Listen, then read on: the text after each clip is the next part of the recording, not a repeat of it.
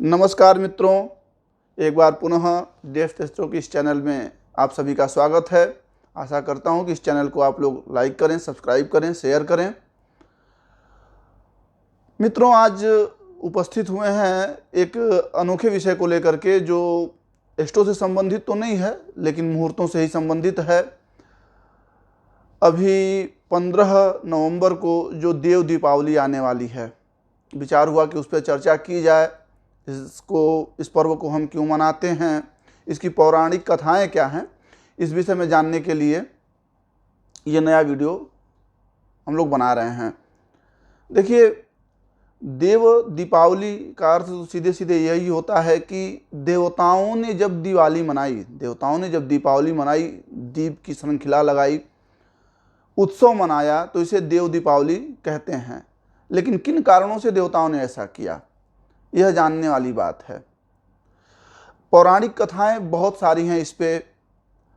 यदि कथांतर्गत चलें तो भगवान विष्णु ने जब नृसिंह अवतार लिया था और अपने भक्त प्रहलाद की रक्षा करी थी, हिरण्यकश्यप उनके पिता का वध करके, इस उत्सव में भी देवताओं ने दीपावली मनाई।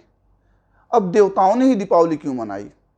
देखिए, जब भी देवता किसी असुर से त्रस्त हुआ करते थे और उन असुरों से जब उन्हें मुक्ति मिलती थी तो वह देव दीपावली या उत्सव मनाया करते थे। तो यह पौराणिक कथा है कि भगवान नरसिंह ने प्रहलाद का एक तरीके से उद्धार किया और साथ ही साथ देवताओं का, प्रहलाद के बहाने ही देवताओं का भी उद्धार हुआ। एक अन्य कथा आती है कि महर्षि विश्वामित्र हैं, कई जगह उन्हें ब्रह्मर्षि, कई जगह राजर्षि का पद दिया गया है। लेकिन यदि वशिष्ठ मुनि के माध्यम से बात करें तो वशिष्ठ जी ने हमेशा उन्हें ब्रह्मर्षि ही कहा है, क्योंकि जो लोग संध्या करते हैं, गायत्री जप इत्यादि करते हैं, तो संध्या में एक जगह विश्वामित्र का शाप विमोचन आता है। तो वहाँ ये कहा जाता है कि नूतन सृष्टिकर्ता विश्वामित्र ऋषि ही, नए सृष्टि को बनाए हैं विश्वामित्र। अच्छा, विश्वामित्र के एक भक्त थे त्रिशंकु। तो त्रिशंकु ने यह याचना करी कि हे ब्रह्मर्षि, आप अपने तपोबल से हमें स्वर्ग में भेज दीजिए, मैं सशरीर स्वर्ग का भोग करना चाहता हूँ। स्वर्ग में यह नियम नहीं था कि कोई सशरीर आए, जो भी आएगा वह सूक्ष्म शरीर में आएगा और अपने पुण्यों को लेकर के आएगा। जब तक पुण्य है तब तक वह स्वर्ग में रहेगा, पुण्य क्षय होने के बाद से पुनः उसे मृत्युलोक में आना पड़ेगा। लेकिन ब्रह्मर्षि का तपोबल था, ब्रह्मर्षि ने उन्हें सशरीर भेज दिया, पर देवताओं को ये पसंद नहीं आया और देवता वहाँ से उन्हें धक्का दे दिए। अब ब्रह्मर्षि, मैं बार बार ब्रह्मर्षि शब्द का ही प्रयोग करूँगा विश्वामित्र जी के लिए। तो ब्रह्मर्षि विश्वामित्र अपने तपबल से उन्हें नीचे नहीं आने दिए और देवताओं ने ऊपर नहीं जाने दिए। तो त्रिशंकु क्या हुआ, वह बीच में लटक गए। आप उसे साइंस की भाषा में हॉरिजॉन्टल स्पेस कह सकते हैं। लगभग पृथ्वी से 100 किलोमीटर के ऊपर यह शुरू होता है। तो वह बीच में ही लटक गए, न नीचे जा पा रहे न ऊपर जा पा रहे, क्योंकि देवताओं ने तो स्पष्ट कर दिया कि भैया सशरीर हम इन्हें यहाँ रहने नहीं देंगे। और चूंकि विश्वामित्र जी ने कहा कि भाई हमारा संकल्प है कि हम उसे ऊपर भेजेंगे, स्वर्ग में भेजेंगे, फिर विश्वामित्र जी एक रास्ता निकाले और अपने तपबल से उन्होंने नई सृष्टि की जो है संरचना आरंभ कर दी। आप देखोगे बकरी है और ये क्या बोलते हैं, कद्दू है, ऐसे गौरैया, ऐसे करके बहुत सारे पशु पक्षी और एक नई सृष्टि बनाने लगे। लेकिन उन्हें लगा कि हमने सृष्टि की बहुत सारी चीजें तो बना दी, लेकिन इस सृष्टि का संचालन कैसे हम करेंगे, सृष्टि को चलाने वाला भी तो हमें बनाना पड़ेगा। तो उन्होंने एक मूर्त रूप ब्रह्मा विष्णु महेश की संरचना करी। अंग्रेजी वाले बोलते हैं गॉड, GOD, यानी जनरेटर, ऑपरेटर और डिजास्टर। यह किसी भी व्यवस्था के 3 पहलू होते हैं। एक का काम है जनरेट करना, बनाना, दूसरा उसे ऑपरेट करता है, और तीसरा जब उसकी अवधि खत्म हो जाए तो उसे डंप भी तो कहीं करना है, तो वो डिजास्टर के माध्यम से होता है।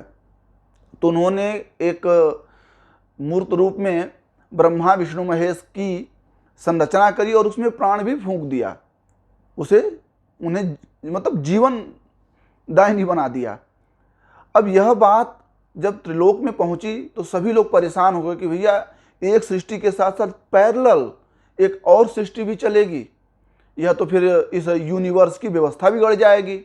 तो फिर सभी देवता आकर के प्रार्थना किए ब्रह्मर्षि से कि हे ब्रह्मर्षि, आप अपने संकल्प को पुनः वापस ले लें, यह सृष्टि के नियमों के अनुसार सही और उचित नहीं चल रहा है। बहुत मनाने के बाद से विश्वामित्र जी उनकी बातों को माने, अपना संकल्प वापस लिए। इस खुशी में, इस प्रसन्नता में देवताओं ने दीपों से पूरी सृष्टि को जगमगा दिया और देव दीपावली मनाई। एक कहानी और आती है, त्रिपुरारी, भगवान शंकर को त्रिपुरारी कहा जाता है। त्रिपुरारी मतलब त्रिपुर का अरि। त्रिपुर कौन था? जो तीनों पुरों पर राज करता था। आप आकाश क्या कहें, पृथ्वी क्या कहें, पाताल क्या कहें, हर जगह जो है त्रिपुर का ही साम्राज्य था। और देखिए, जब भी असुर बलि हुए हैं तो सबसे पहले उनकी दुश्मनी देवताओं से ही रही। वो देवताओं को ही सबसे पहले अपने साम्राज्य से बाहर करते हैं।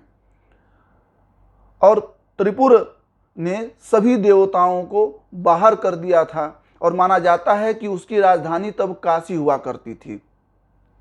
काशी क्यों?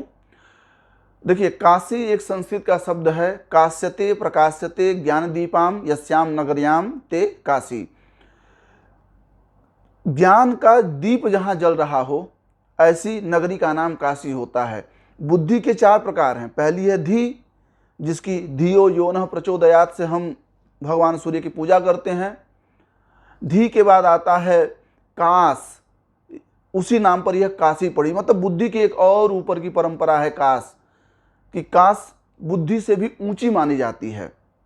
इसके ऊपर एक और आता है प्रज्ञा, यानी जब इससे और ऊपर आदमी पहुंचता है तो वह प्रज्ञा में पहुंचता है। और जब व्यक्ति उदासीन भाव को प्राप्त कर जाता है तो वह ऋतंभरा हो जाती है। तो वैसी काशी की नगरी में देवताओं का एंट्री ही बैन कर दी थी, उनका प्रवेश ही वर्जित कर दिया था। तो भगवान शिव ने उस त्रिपुर का वध किया, इसीलिए उन्हें त्रिपुरारी कहा जाता है, क्योंकि वो त्रिपुर के अरि थे।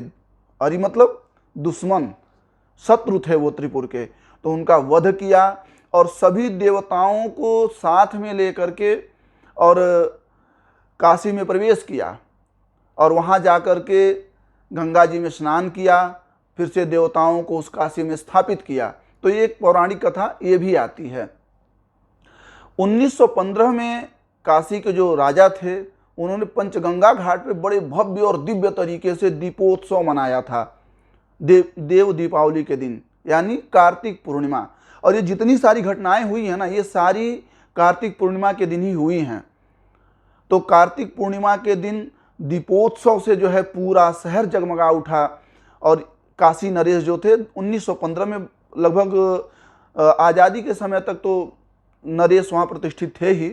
तो काशी के राजा ने 1915 में सबसे पहली बार पंचगंगा पर एक भव्य दीपोत्सव का आयोजन किया था और तब से लगभग यह परंपरा चली आ रही है। देश विदेश से बहुत से लोग गंगा दशहरा के दिन, देव दीपावली के दिन जाकर के उस दिव्य और अलौकिक छटा का दर्शन करते हैं।